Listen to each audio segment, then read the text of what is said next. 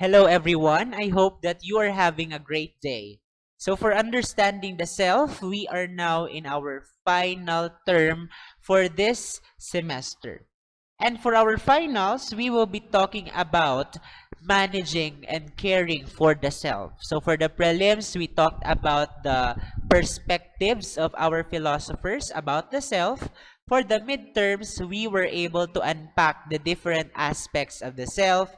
And for the finals, you have to know how to manage and to take good care of yourself and what are the things that you have to do to be a better version of yourself. So at the end of this semester, I hope that we can see an improvement sa ating mga sarili. Okay? So I hope that you are ready to start our first lesson for the finals. Ayan. So for our first lesson, we will be talking about how to learn to be a better learner. Okay.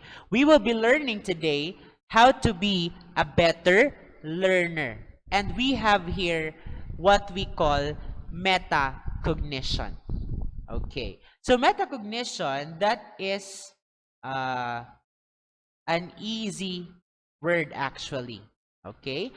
Hindi natin siya palaging na-encounter, but take note that when we talk about metacognition, that is a concept created by John Flavel. Okay? Again, the proponent for metacognition is John Flavel. And that is commonly defined as thinking about thinking. So when we talk about thinking, that simply means that you are thinking beyond what you only know. Okay? So, ang pinag-uusapan natin dito is kung alam mo ba or if you are aware on how deep or how far you already know about a specific thing or a skill. Ayan. So, when we talk about metacognition, kailangan mong i-assess ang sarili mo. Now, I want you to assess yourself. You rate yourself between 1 to 5 and kung saang level na ang inyong nalalaman. Okay? So, try to think of yourself.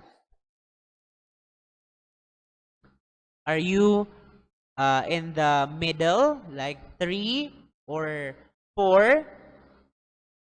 Or kung feeling ninyo ay perfect na ba kayo?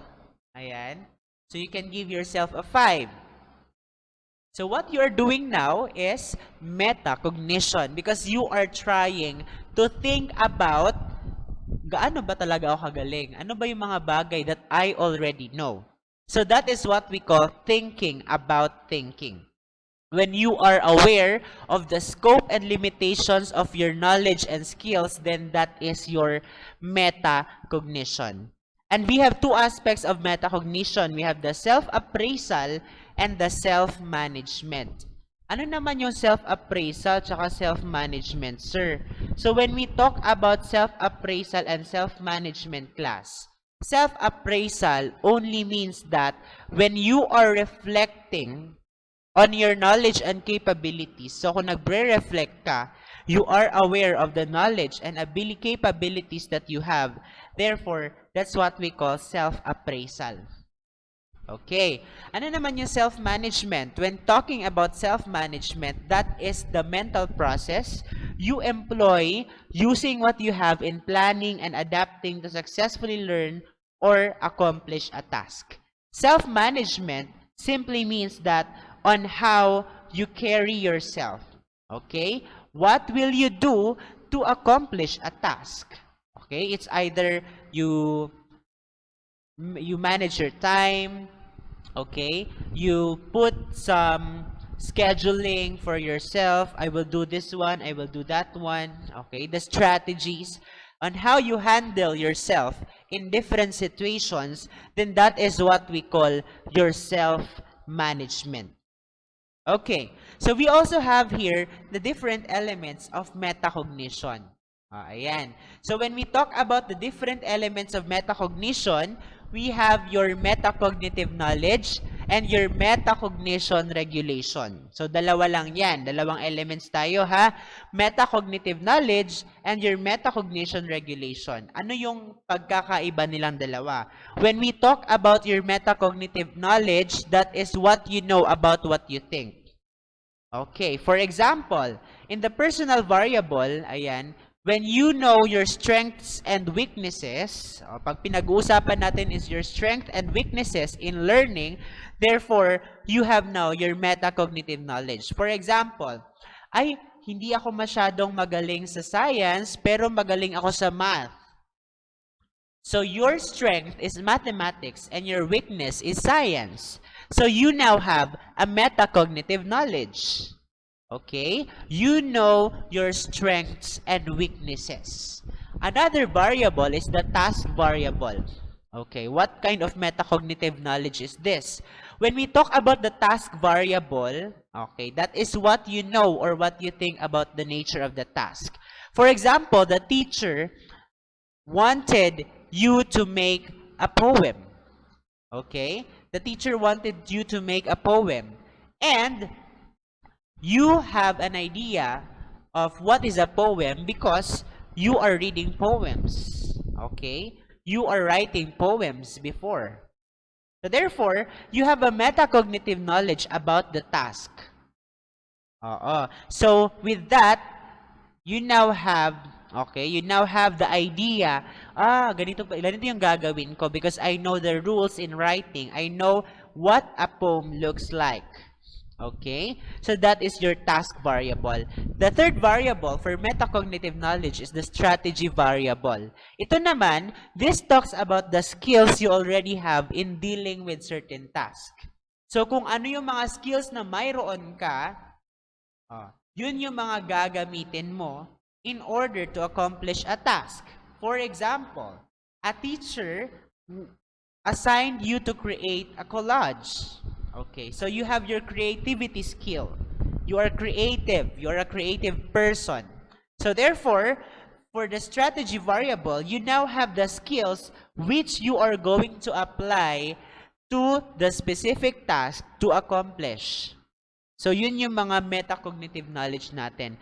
Kung ano yung alam natin towards the task, okay, what we know about our strengths and weaknesses, ayan, and what are the skills that we have that we can apply to accomplish a specific task. So that is your metacognitive knowledge.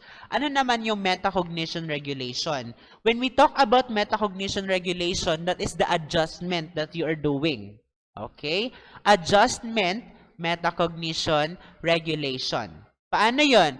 That is on how you adjust your thinking processes to help you learn better. So for example, you are aware na studying in the morning is not effective for you, okay, in preparation for an examination.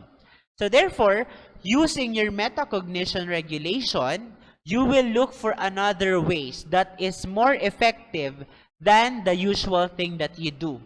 Okay? You have to adjust yourself in order for you to learn better. So, hindi pwede na hindi na nga siya effective, nagsistick ka pa rin. So, parang pagmamahal lang din yan, di ba? Hindi ka na nga mahal, pero nandoon ka pa rin kahit nasasaktan ka na. So, therefore, going back to the metacognition regulation, when you are adjusting your ways, when you are adjusting your strategies to help you learn better, therefore, we call that as your metacognition regulation.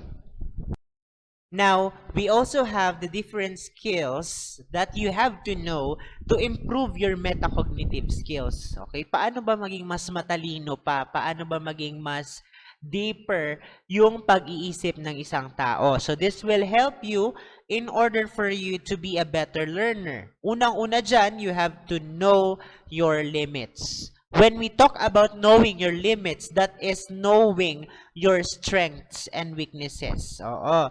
You have to evaluate kung ano yung mga bagay na alam mo na at yung mga hindi mo pa alam. What you know and what you do not know. Because when you know the scope of your limitations, then you will know what are the things that you need to improve. Ayan. So, dapat, if you want to be a better learner, you have to evaluate yourself. You have to assess yourself about your strengths and weaknesses. Pangalawa, you have to modify your approach. So, parang metacognition regulation that you have to recognize which strategies are inappropriate with the task. Ano yung mga strategies na ginagawa natin that are not needed, that are no longer helpful? So if you have those strategies, you have to modify or change that one and look for a better strategy, a more effective strategy.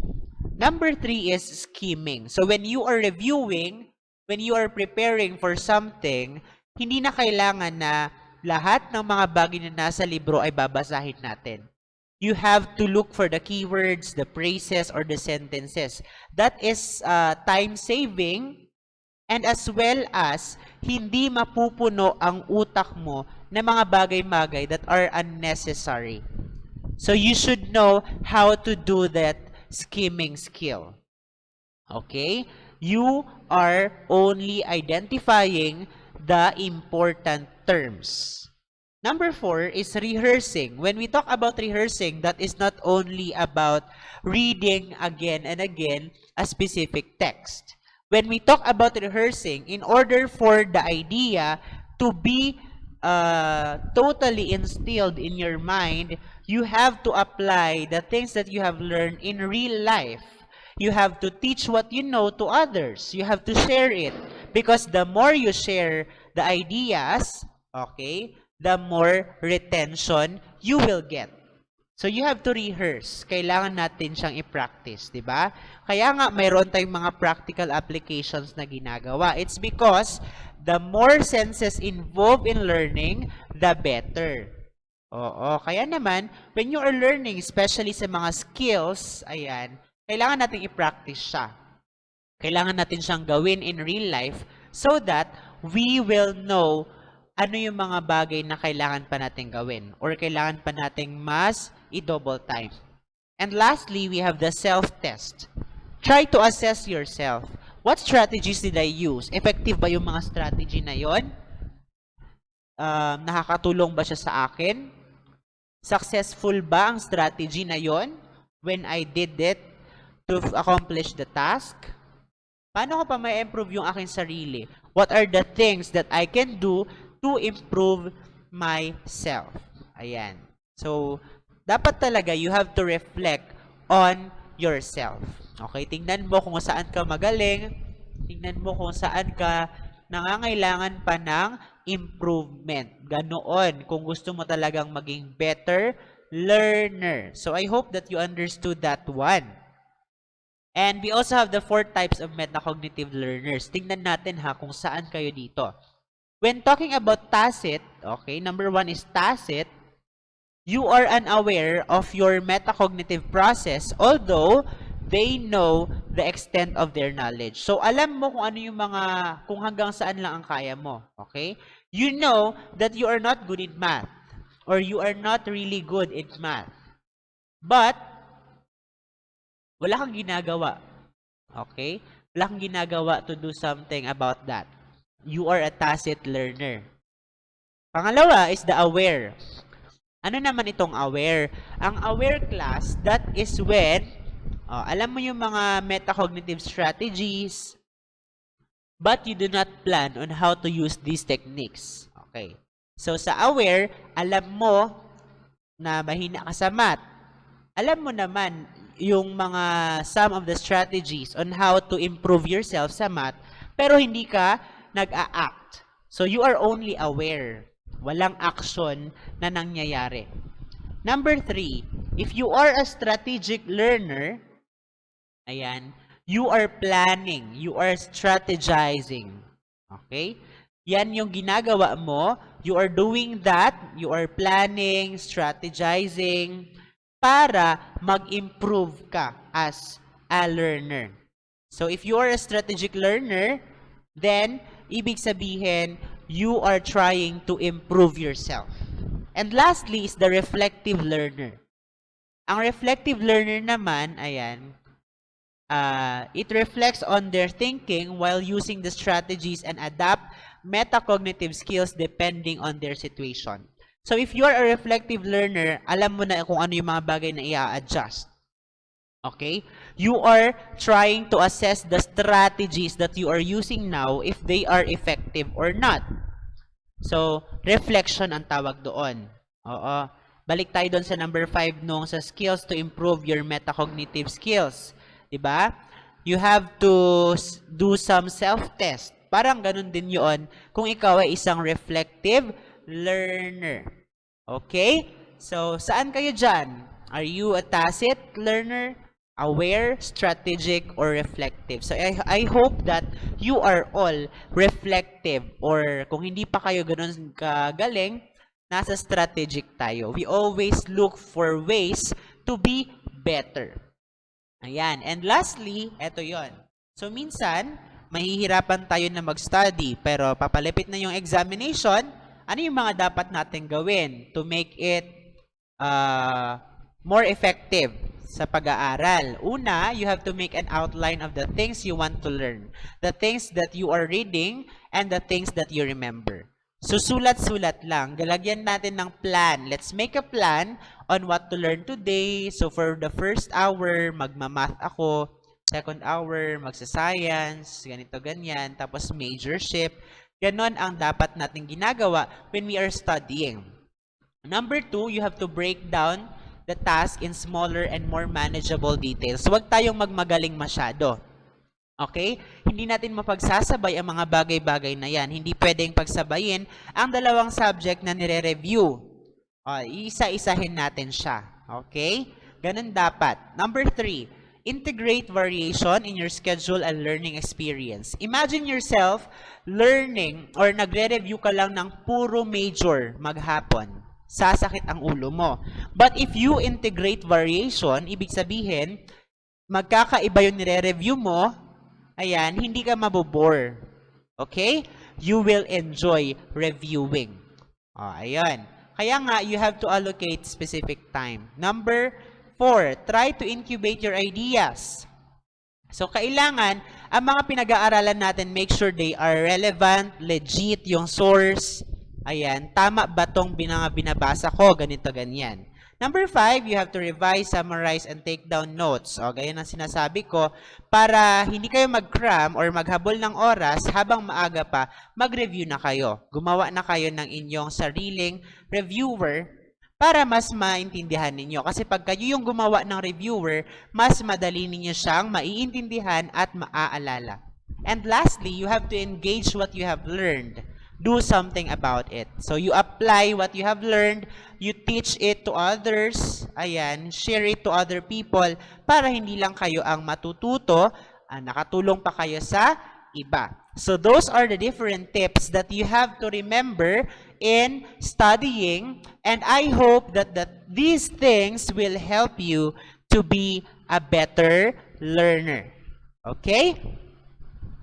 Ayan. So that ends our first lesson, and I hope that you learned something in this video. Have a great day!